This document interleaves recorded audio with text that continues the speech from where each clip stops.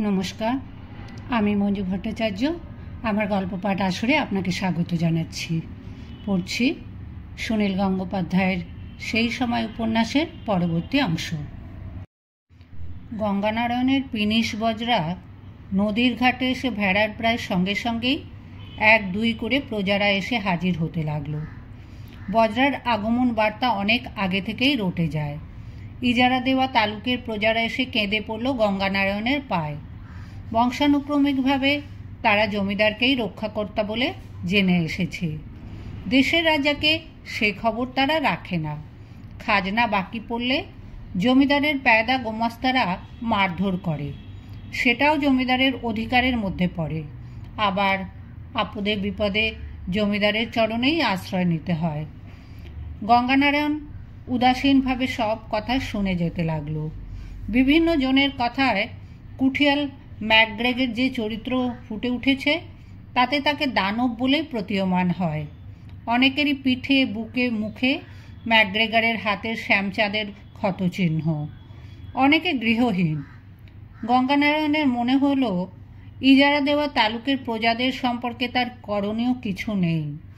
জমির সঙ্গে সঙ্গে সেই জমি নির্ভর মানুষদেরও ইজারা দেওয়া হয়ে গেছে।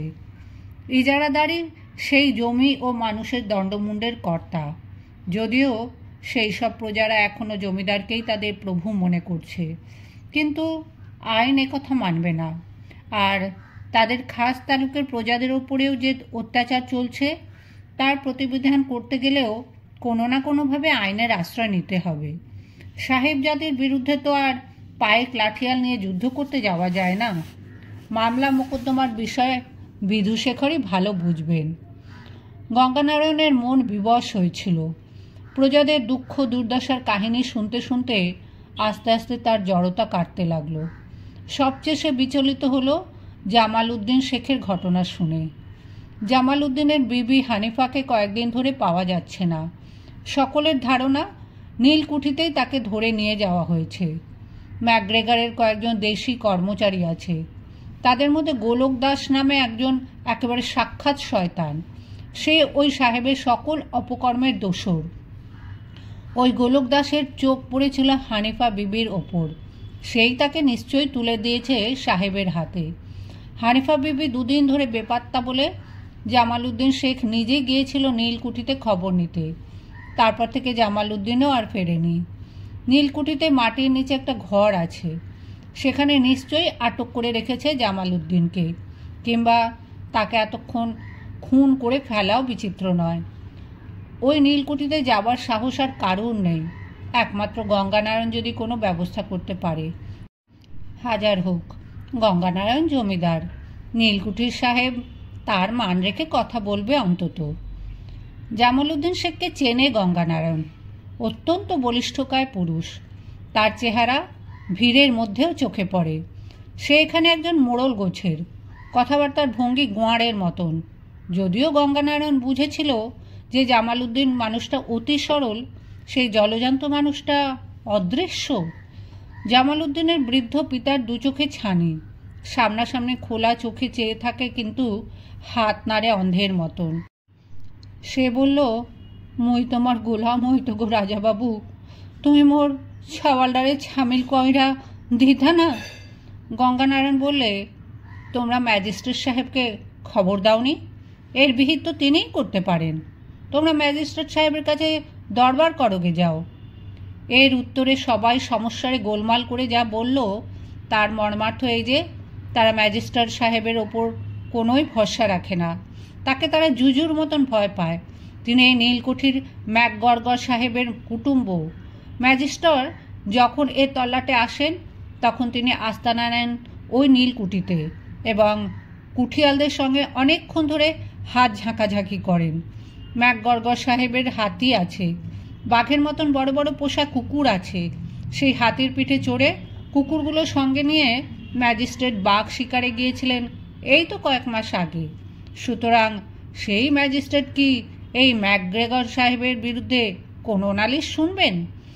গঙ্গানারায়ণ উঠে দাঁড়িয়ে বলল, চলো, আমি যাচ্ছি। গঙ্গানারায়ণ তখনই পিনিস থেকে নামতে উদ্যত হতেই তার স্থানীয় সরকার বলল, সে কি, আপনি কোথায় চললেন হুজুর? ম্যাকগ্রেগর একেবারে কাঁচা খেকো দেবতা। ও বর্বর মান রাখতে জানে না। আপনি জানেন না? গঙ্গানারায়ণ কোনো উত্তর না দিয়ে নেমে যাচ্ছিল। তখন তার নিজস্ব খাজাঞ্চি বৃদ্ধ অক্ষয় সেন বললেন, বাবু যাবার আগে আপনার সঙ্গে একটা পরামর্শ আছে। একদণ্ড অপেক্ষে করে যান। দিবাকরকে পছন্দ করে না গঙ্গানারায়ণ। তাকে সে কর্মচ্যুত করার চেষ্টা করেছিল, কিন্তু বিধুশেখরের জন্য পারেনি।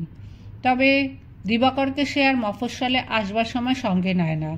তার বদলে এই অক্ষয় সেন মানুষটি অনেক ধীর স্থির, এর পরামর্শের মূল্য আছে। ভেতরের একটি কক্ষে ডেকে নিয়ে গিয়ে খাজাঞ্চি নিভৃতে বললেন, হুজুর, আপনি ম্যাজিস্ট্রেটের সঙ্গে দেখা করতে যেতে চান তো যাবেন নিশ্চয়ই, কিন্তু আপনি জমিদার, আর সাহেবরা হাজার হোক আপনার ইজারাদার। দেখা করতে হলে সাহেবেরই আপনার নিকটে আসা উচিত। আপনি সাহেবের কাছে এত্তেলা পাঠান। গঙ্গানারায়ণ বলল, আমি এত্তেলা পাঠালে সে আসবে? যদি না আসে? যতদূর মনে হলো সে আমার এত্তেলার পরোয়া করবে না। খাজাঞ্চি বললেন, তাহলে আপনি তার সঙ্গে দেখা করবেন না? আপনি জমিদার হয়তো বেচালে চলতে পারেন না? প্রজারা নেচে উঠলে কি আপনার কেতা নষ্ট করা উচিত হয়? আপনার বংশের একটা মান মর্যাদা আছে। গঙ্গানারায়ণ বলল, সেন মশাই, যদি এক্ষুনি এই কামরার মধ্যে একটা বিষাক্ত সাপ দেখি তাহলে অমনি তিরিং করে লাফিয়ে উঠব। এমনভাবে লাফিয়ে ওঠা জমিদারের পক্ষে বড়ই অনুচিত কাজ, কিন্তু কখনো কদাচিৎ তাও করতে হয়। আমি চললাম। তখন খাজাঞ্চি বললেন, তবে অন্তত এক কাজ করুন, আগে থেকে একটা খবর অন্তত পাঠানো হোক। আপনি যাবেন, আপনার আপ্যায়নের জন্য তাদের তৈরি হবার একটু সময় তো দিতে হবে অন্তত। আপনি উটকো হঠাৎ যাবেন, গিয়ে দেখলেন হয়তো সাহেব কুঠিতে নেই, তাছাড়া আপনার এখনও স্নানাহার হয়নি। এতে গঙ্গানারায়ণকে রাজি হতেই হলো। নীলকুঠিতে তার দুধ গিয়ে খবর দিয়ে এলো যে অপরাহ্নে সে যাবে দেখা করতে। সাহেব যেন অনুগ্রহ করে তখন উপস্থিত থাকেন। এই খবর পাঠানোই হলো একটা বড় ভুল। তার অভ্যর্থনার ব্যবস্থাটি বেশ ভালোই হলো।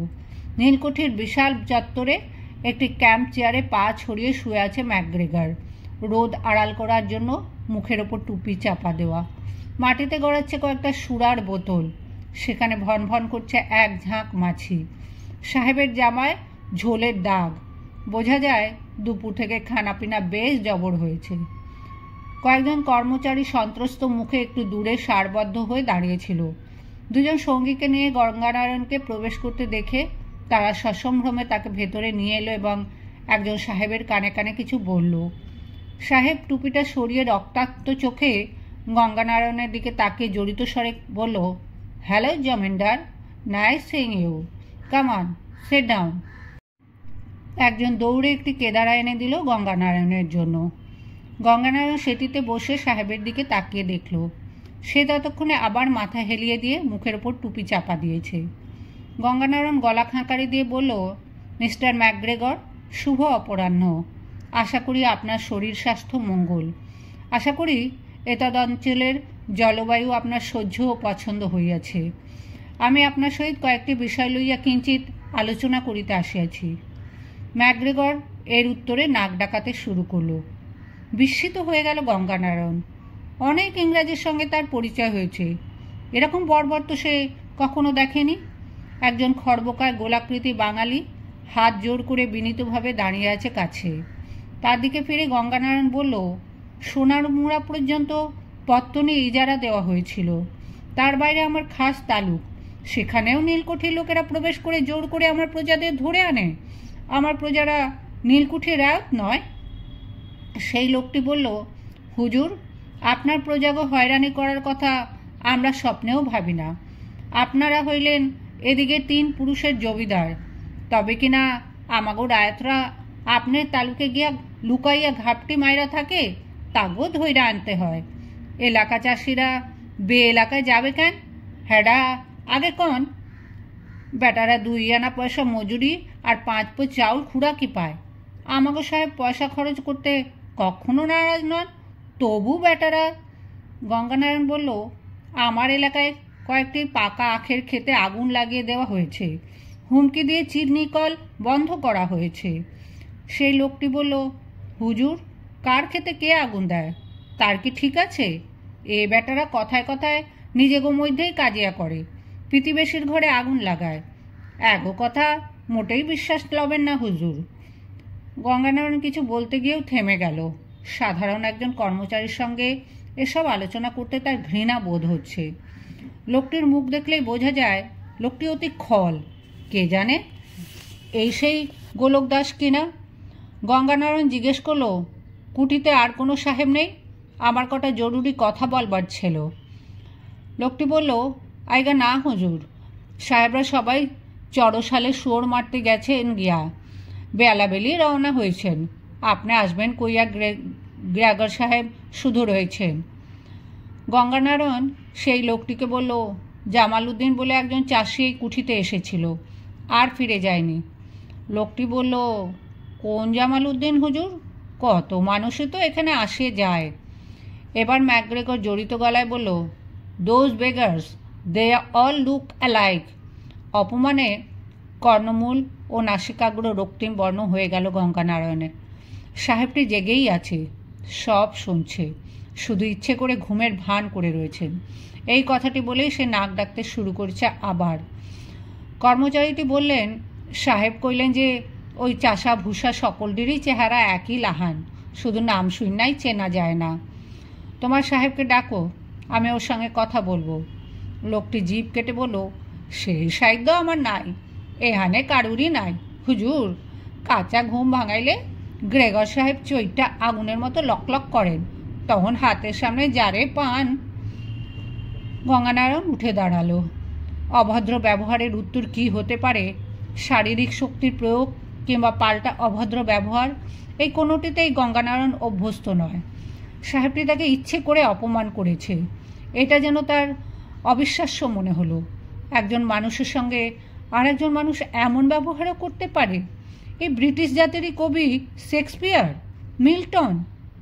হঠাৎ যেন গঙ্গানারায়ণের মস্তিষ্কটা শূন্য হয়ে গেল। সে দাঁড়িয়ে রইল স্থির হয়ে, কিন্তু সে ভুলে গেল সে কোথায় আছে। সে চোখে কিছু দেখতে পেল না, সমস্ত শব্দ স্তব্ধ হয়ে গেল তার কানে। সে যেন একটি পাথরের মূর্তি।